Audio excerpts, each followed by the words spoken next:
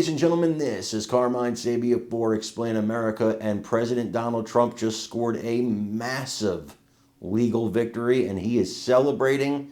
Before we get started, guys, if you're not already there, please check us out at youtube.com/@ExplainAmerica, where you can like, comment, share, and subscribe.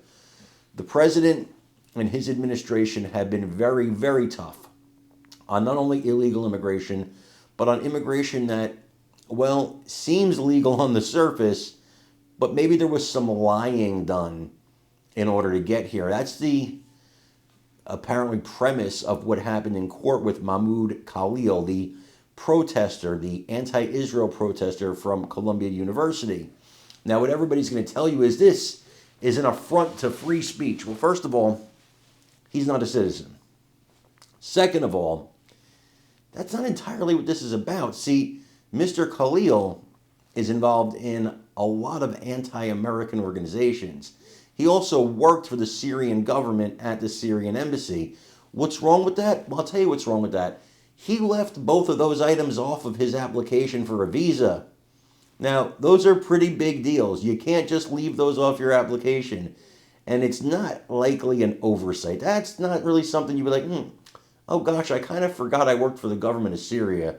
I kind of forgot I'm involved in these anti-American organizations. Doesn't really work that way.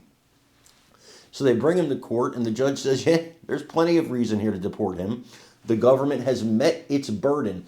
But even just on the anti-Israel, anti-American protest that this 30-year-old student is organizing, okay, it brings to mind something about a lot of liberals for me. A lot of people, 30 years old is not that old for a student. Man, you're 30 years old. Go make a living, okay?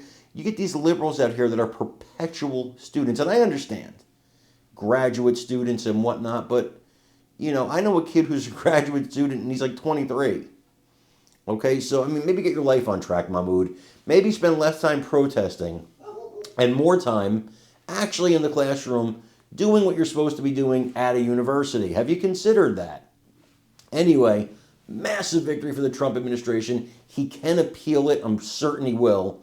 But within a month or so, he might be outie. I want you guys to check this video and let me know what you think in the comments.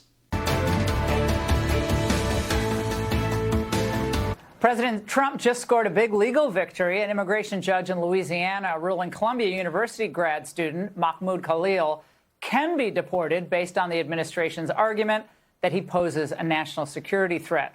Khalil was at the center of the pro-Hamas protests, of course, that rocked campuses. And last month, Secretary of State Marco Rubio determined that Khalil should be removed under the Immigration and Nationality Act.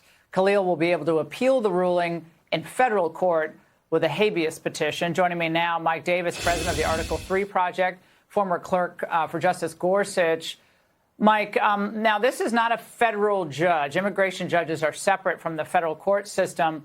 And his lawyers late today said, it's not the end of the road. We're going to file in federal court in New Jersey.